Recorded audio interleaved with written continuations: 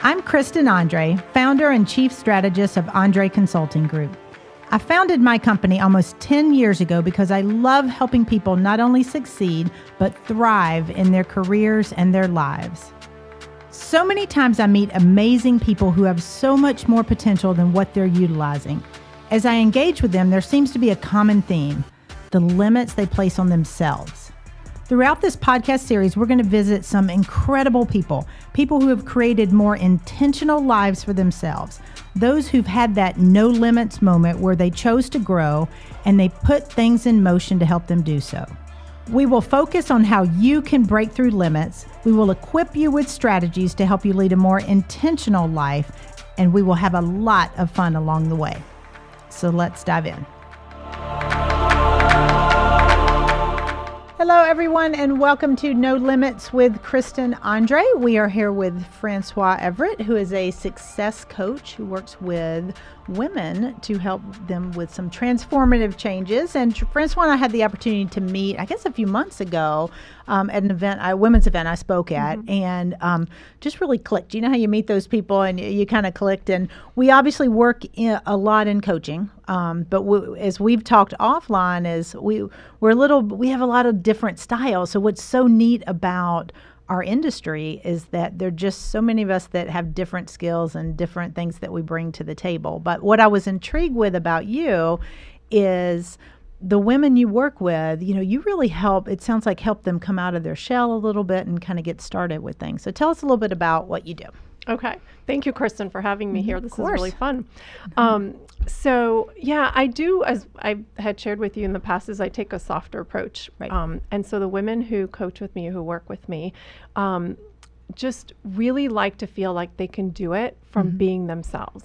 So we can easily say it's authenticity, but they love and resonate with that softer approach to selling, to marketing, and to growing their business. So that's kind of been the focus. And it's also been an evolution in my own work as well. Yeah. So give us a little bit of history, because you weren't always in the coaching industry. So you've done some really neat things career-wise. So tell us, give the listeners a little glimpse into kind of your past. Okay. So I had a 12-year career at a management consulting firm, and I did on-campus recruiting. Yep. And training and career development. And then I wanted to stay home with my daughter. I had one of those moments. I loved my work there, loved the people, loved the company.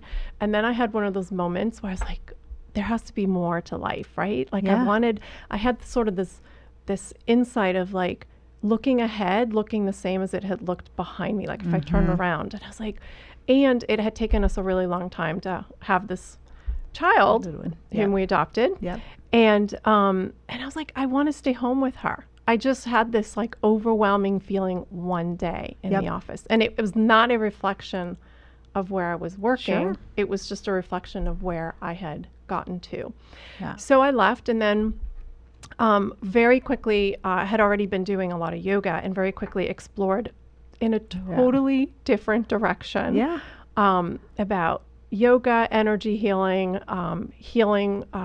martial arts and I trained with Asian masters. And so that was kind of the background. Yeah. And I just went in a totally different direction. And then over time, tried different things, and then actually got to a place of coaching. I discovered that I really, really liked it. So, it's just evolved from there. I think that's what's so neat about careers for a lot of people. And I honestly, and I see this more with women. I know you work with exclusively with women. I see this more with women than I do with my male clients, is they do let those evolutions happen and evolve, and frequently it does involve, hey, I want to stay home with a child, or I want to expand my family or cut back my hours.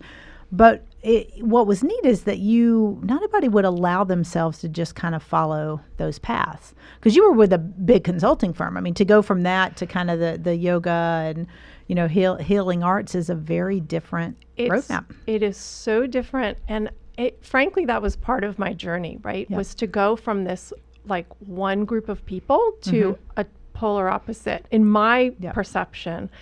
And I used to wonder, like, what would the consultants think about what I'm doing now? Like, how do I talk about it? It was real for me at the time. Like, how do I even talk about it? And, but the truth is, over time, I realized that I loved both. Right. Right? Which is okay. Yeah. Absolutely. I love that consulting world, and I love the healing world. Yep. And I was like, and another part of it was like, it was a pretty spiritual path. And I really struggle with like, does that mean I have to give up my handbags? Like, do you know what I mean? So there are a lot of polar opposites in my world for quite a while. And then I realized all of that is me. Like, I love all of that. And part of my journey was to integrate it all. Yeah. And, you know, we talk about that a lot. And that's why we call the show No Limits. And because I feel like there's so many times in our lives where it was you know, you're thinking, ooh, can I still do healing arts and have this leather bag, or can I still do this, or what have you? These are limits we put on ourselves. And I know in your practice now you have the opportunity to help people push through exactly those types of limits. So what do you see others? I mean, I know you were able to push through yours and follow the path that you ultimately landed on and where you are now. What do you see others struggling with? I think along their part journeys? of it is it okay to do it the way I want to do it? Okay. Right? So that's one thing. I've had clients who are told that they should be bolder or have different personalities, or that they should change. And that doesn't really ever feel good. Right. You know? Yeah. So it's kind of for me, it's an exploration with them about what is really true to your nature. Right. And let's also look at what works. So it's kind of like balance. a blending Yeah. of both, right? And I think that's a good point. You know, what is true to their nature and authenticity, as we talked about before. And, you know, when you and I have spoken before, it's you do have the softer approach, and not everybody's like that. But like you said, so many times we try to force somebody to be someone they're not. And I'm really big with my private clients around be you. You know, there's no right or wrong to you, be you. And not everybody has that, you know, bolder, brash, you know, just kind of going after it type of personality. That tends to be me. I mean, you know this about me.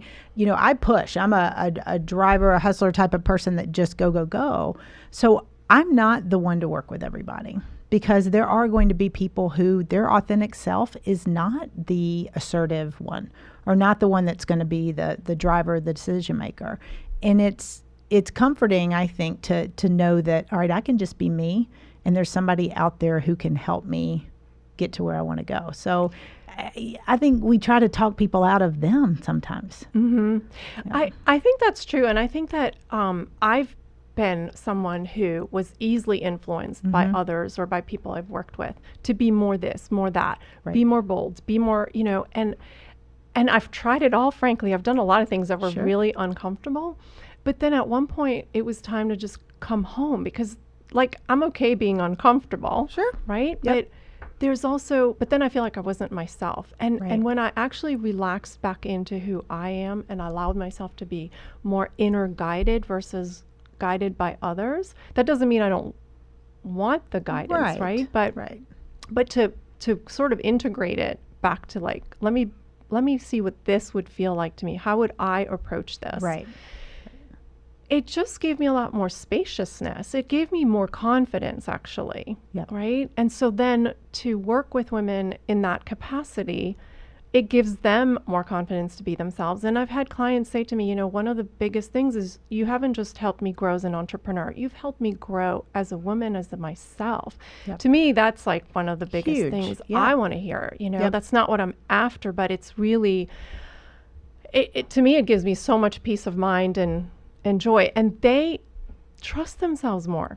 They do. But they don't have to be someone they're not. Their trust and their confidence becomes and then innate. Their energy can go towards what they're good at, their job, their career, their passion, as opposed to spending energy trying to project whatever it is you think you're supposed to.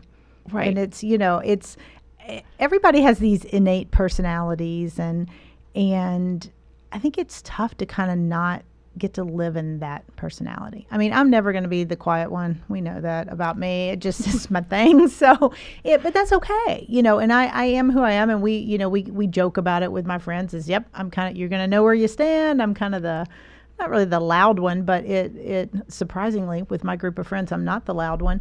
But you know, I'm comfortable in my own skin. But it takes people a while to get there.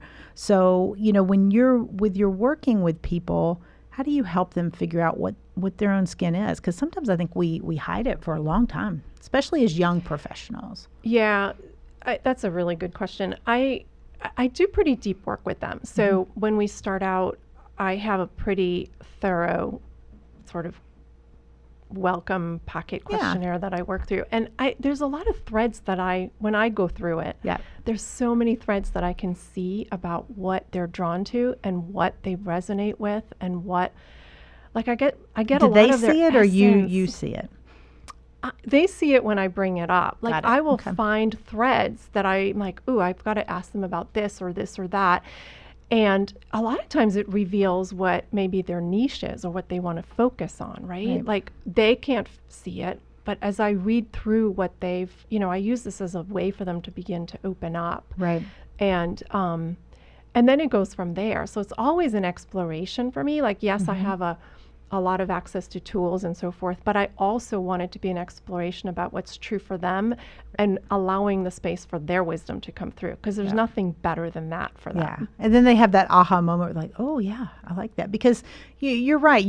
If someone tells their story, and I love hearing people's stories and what excites them and and I'm really big on energy. I always tell people what energizes you? Who are the people? What are the things? What are the activities that energize you?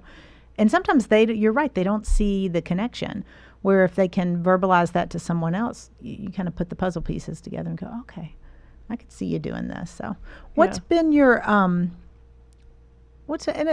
with going into a lot of detail about particular clients, but what's been the most fun for you in terms of the work you're doing now? Because you definitely seem like you're in your element and you get to help these women really grow themselves and their practices. What's the most fun or rewarding piece of that?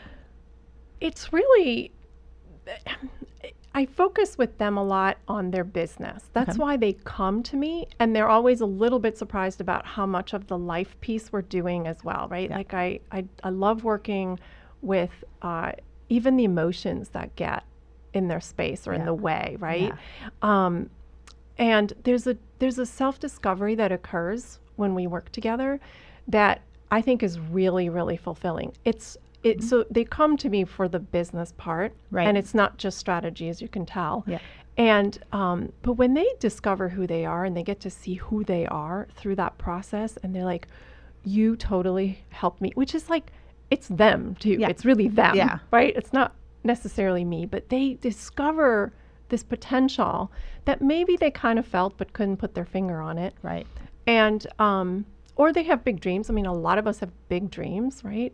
And we want to create them. We want to go after them. Like they matter to us. And it evolves. And so when they get to see what they're really made of, like what the fabric and the essence of who they are, they're just like, oh my gosh. I didn't know I was this cool. Like that to me is like, oh, worth it. Okay. See, and that's what it is, because most people that do coaching, that's it. When they see, it's almost like the aha moment, the light bulb, when they see it, when it comes to them, and they're like, yeah, this is me, this is what I want to do.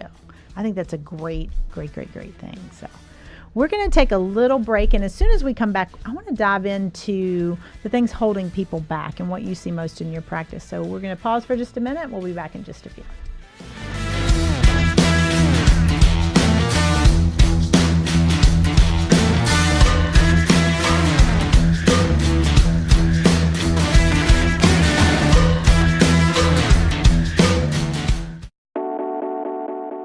Hey everyone, it's Kristen. Be sure and visit my website at www.andregroup.com. That's www.andreegroup.com.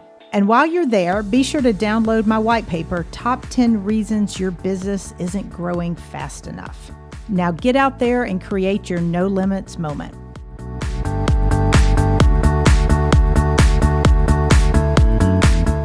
Welcome back, everyone, to No Limits with Kristen Andre. We are here with Francoise Everett. And before the break, we were talking about coaching work and people stepping into their authentic self. And then we started diving in a little bit into what holds people back. So let's talk about that. What are you seeing with people, both personally and professionally, that kind of seems to be stopping them? Okay. So what I've come to notice over time in my own experience and in my work is we tend to be uncomfortable not knowing something. We tend to be uncomfortable in what we call resting in the unknown. And we feel as though, and it's, I find that it's a missing of spaciousness in our lives, right? Okay. Like if we actually spend some time on our own, we might be really good with the unknown, but most of us want to know. Yeah. Like we want to know, like it's uncomfortable, right? Yeah. And I'm like that too. It's like I do really well if I kind of know what's coming. I'm the type of personality that thinks through all the scenarios and right, if this happens, if A happens, then this, if B happens, then this. And it is scary sometimes just to think about not knowing what's coming. And I think that takes us out of our presence. Like I remember, this is so clear to me how much I was a planner and needed to know exactly what was going to happen. And if this, then that, then if this happens, I'll handle it this way. But right? especially in your corporate world, because you were in consulting. A consulting world works, and even recruiting too, you kind of have to need to know all the pieces. Right. Like I wasn't a consultant, but I did work in that environment, right? And it was very much client driven and so forth. So it was like, that was definitely present there. And however, when I went on the path with yoga, which I started for about 5 years before I left the consulting firm. But when I went on that path, I realized there was so much more greatness, potential, there's just more available when you become present. So it didn't happen for me overnight. Right. And also like think about it, because you're a martial artist. Yep. Right? Yeah, I am. Like it requires total focus and presence in the moment. Like, right? Yeah. To like what to do next will come to you. Yep. It's usually blocking somebody's foot that's aiming for my head, but sometimes it's just instinctive. But in life, I don't know that we think about it, because I do more of the fighting style of martial arts, so it's really just quick, fast, rapid responses. If you will. So I was more trained in like the energy, more Tai Chi type, exactly. Which is fluid. I am not that calm. Yep. Fluidity. Yep. It's like it's the energy. You go slow enough to feel the energy. So when you're in that space, even in life or in business, there is. It is in the calming of the mind, and I'm not saying go figure out how to calm your mind right now, because that'll stress you out. Yeah, it would. Right. But it's in that letting go. It's in being willing to rest in the unknown, and I mean rest, not just. When you said that, you said it. You have to slow down enough to be able to feel the energy, and I feel that's a challenge for a lot of people. I think a lot of people to slow down, because our world just moves fast.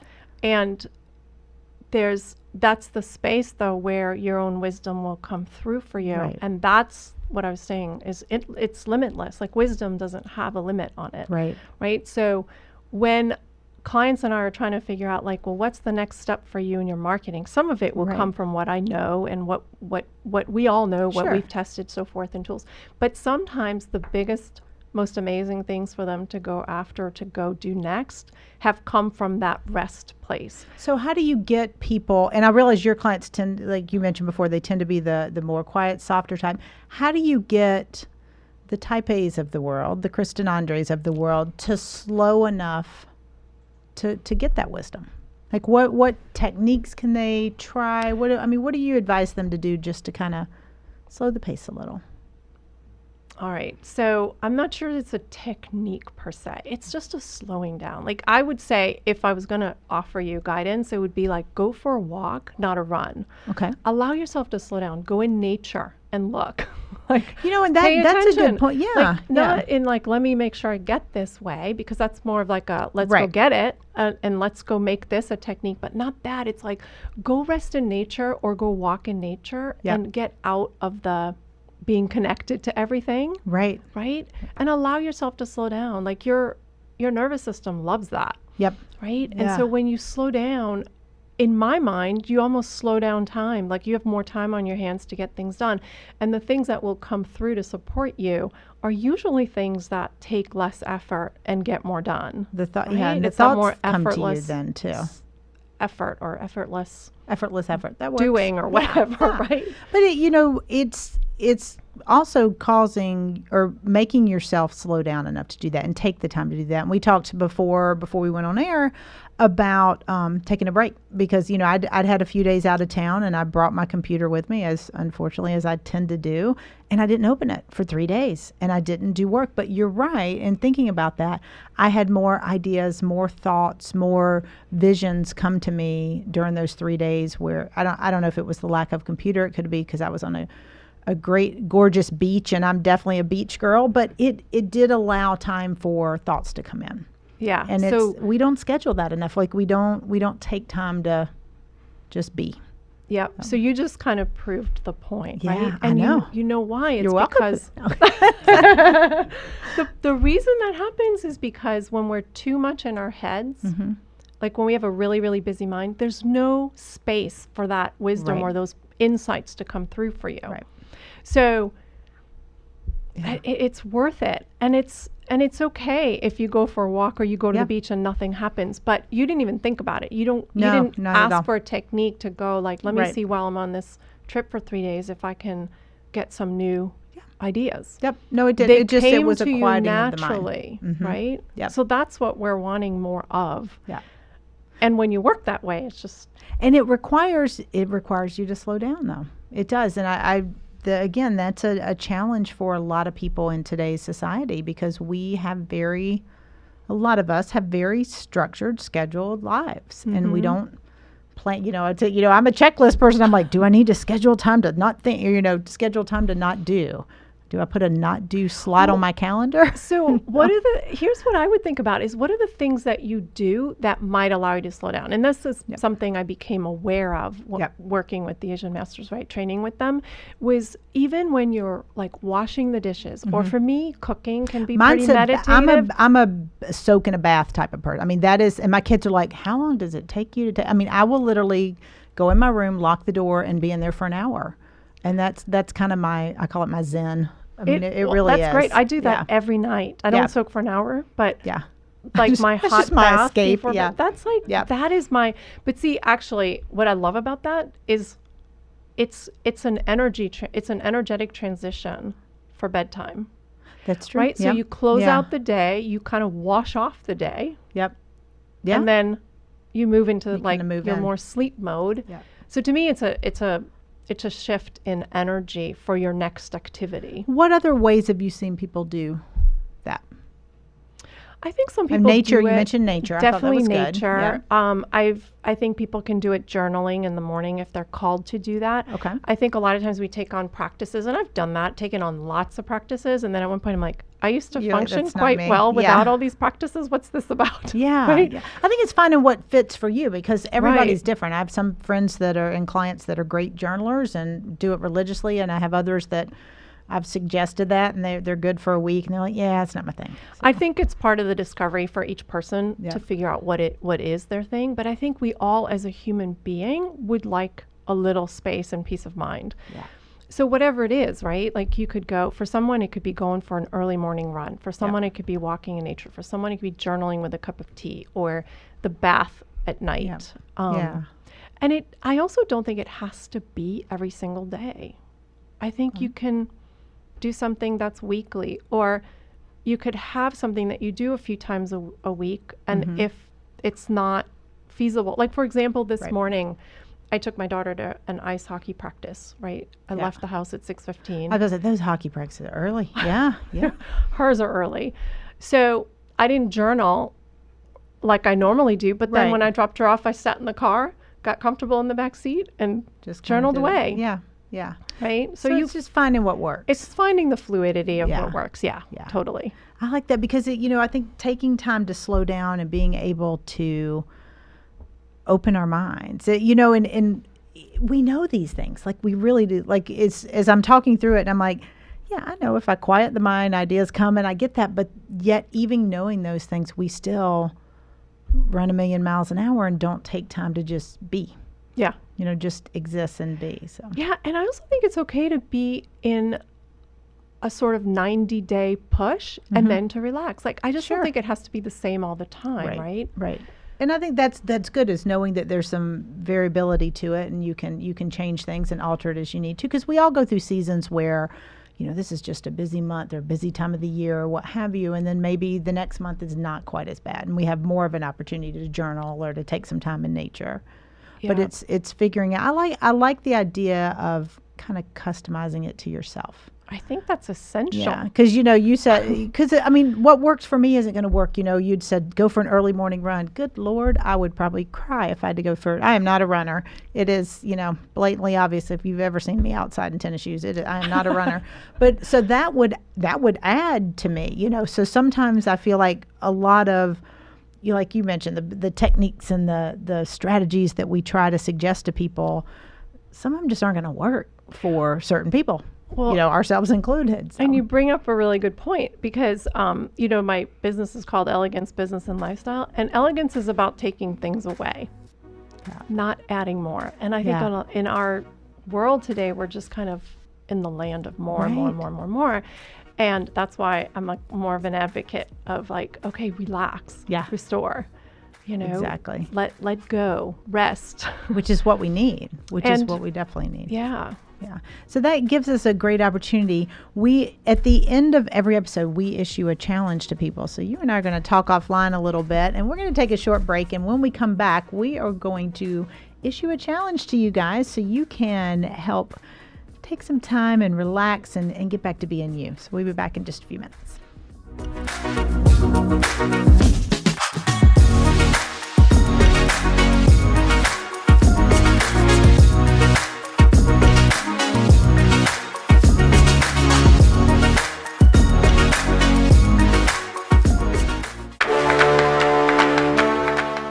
Everyone, check out my podcast, No Limits with Kristen Andre, on Tuesday nights at 7:30. We will tackle the things holding you back and the limits you set on yourself and equip you with some strategies to lead more intentional lives. Podcast launches every Tuesday at 7:30 p.m. on facebook.com/Andre Group. That's facebook.com/ANDREE Group. We'll see you there.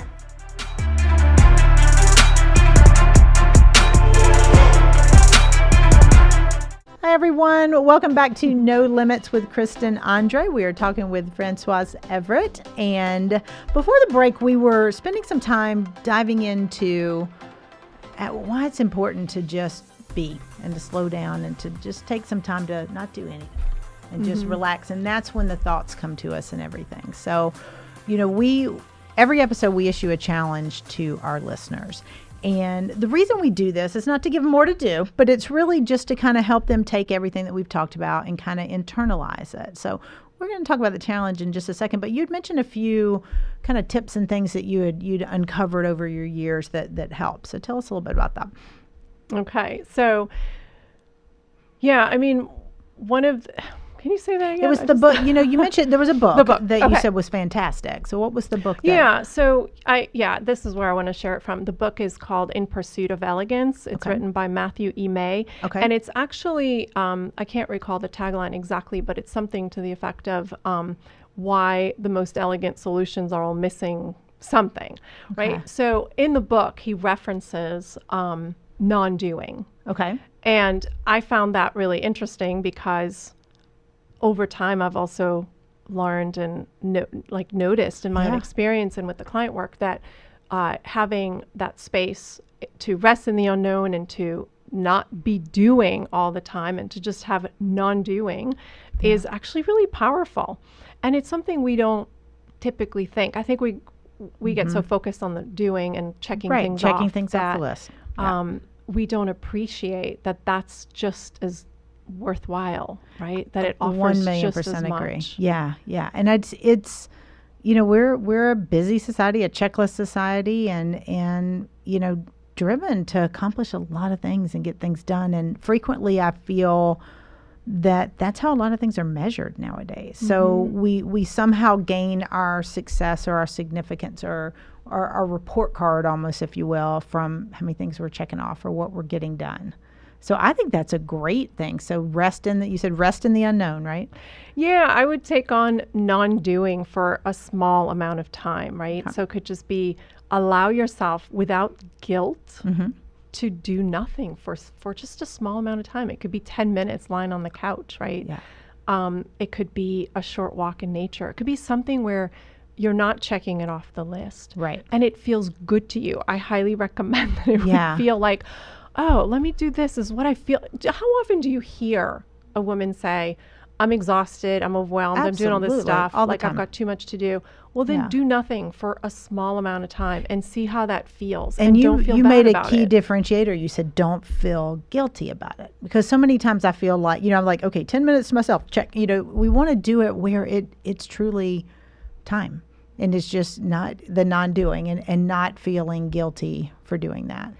Yeah, and I recommend you not feel like you have to schedule it. Right. Right? Just do it. That's Do you even better. think Yeah, just your kind life- of spontaneously do it. Yeah. Absolutely. Yeah. That would be the best time to do it because Yeah, and you're right. The best time to do it is when you feel you need it the most, because that's probably when you're going to relax, when your ideas are going to come to you, and you just get to be for a little while. need it or want it the most. Like, And okay, Yeah. and there are a lot of different ways to do that. We talked about a few, but I think what I would encourage people to do is make sure it's authentic to them, that it feels truly being and relaxing. And I know you mentioned yoga. And that works for a lot of people. I've done yoga. It's not really my thing. I can't really get relaxed enough. But but being in nature, being at the beach, taking a bath, whatever it is for you, I think would be good. So I think you've landed on the perfect non-doing challenge. So what we look at is we have a great group on Facebook that's growing, and we have a lot of fun. And you can find it by going to Facebook and looking up #NoLimitsMoment. So what we want our moment to be. This episode is a moment of non-doing. Take some time to identify for yourself what you're going to not do and live in that moment and be able to just take time and not do a thing. Just relax, whatever that way may be. And we'd ask you to join us after you've done relaxing and taking your non-doing moment, and join us on our Facebook group at #NoLimitsMoment. So Francoise, we thank you so much for being here. This was great. I'm going to leave here and go not do anything for a little while. I think it's perfect. Thank you for thank you having so me. much for being here. Until next time, you guys have a great week.